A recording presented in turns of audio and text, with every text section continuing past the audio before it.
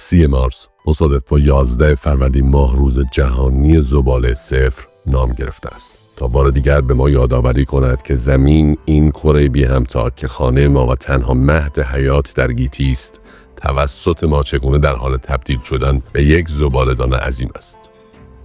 افزایش جمعیت و رشد شهرنشینی از یک سو و تولید انبوه صنعتی و رشد مصرفگرایی و مصرف ناپایدار از سوی دیگر در بستری از بی‌توجهی دولت‌ها و ناآگاهی اکثر مردم باعث گردید میلیاردها تن زباله مختلف به صورت فزاینده تولید و روی کره زمین تخلیه یا سوزانده شود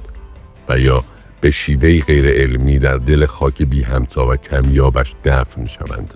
روندی که عامل اصلی بحران سگانه سیاره زمین یعنی تغییرات آب و هوایی، از بین رفتن طبیعت و تنوع زیستی و انواع آلودگی ها می باشد. اما به راستی در جهان کنونی که انسان ها هویت خیش را گم کرده اند و سیطره صاحبان سرمایه بر جهان حاکم بوده و سود حرف اول را برای آنها می زند، این مهم امکان پذیر است. مثلا با آن که انتظار می رود در کشورهای ثروتمندتر که معمولا روش‌های بهتری برای مدیریت پسماند و زباله هم دارند و آموزش‌های شهروندی مناسب‌تری در جامعه جریان دارد، نسبت به کشورهای فقیرتر زباله کمتری تولید شود، اما این چنین نیست. برای مثال با در نظر گرفتن فاکتور جمعیت، ایالات متحده با آنکه کمتر از 5% از جمعیت جهان را تشکیل می‌دهد، بزرگترین تولید کننده زباله است و تقریباً 12% از زباله‌های جامد شهری در جهان را تولید می‌کند.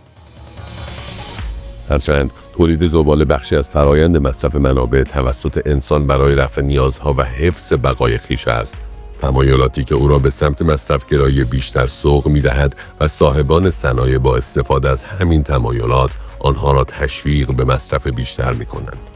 صنعت پوشاک که دومین مصرف کننده بزرگ تأمین آب در جهان است و دومین پخش آلاینده جهان میباشد، مسئول انتشار مقدار حیرت‌آوری از دی اکسید کربن است که تا 10% از انتشار جهانی را به خود اختصاص می‌دهد.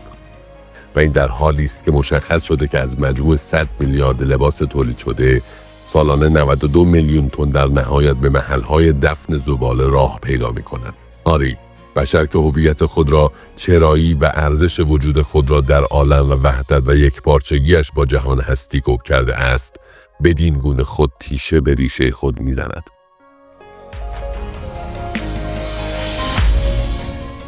جستجوگری کمالگرایانه که امری فطری در انسان است تا او را به سرچشمه ذاتی خیش برساند و به کشف خود نائل گرداند، وقتی با معرفتگرایی همراه نشود، جز ارتقا و رشد ظاهری و کمیتی و نمایش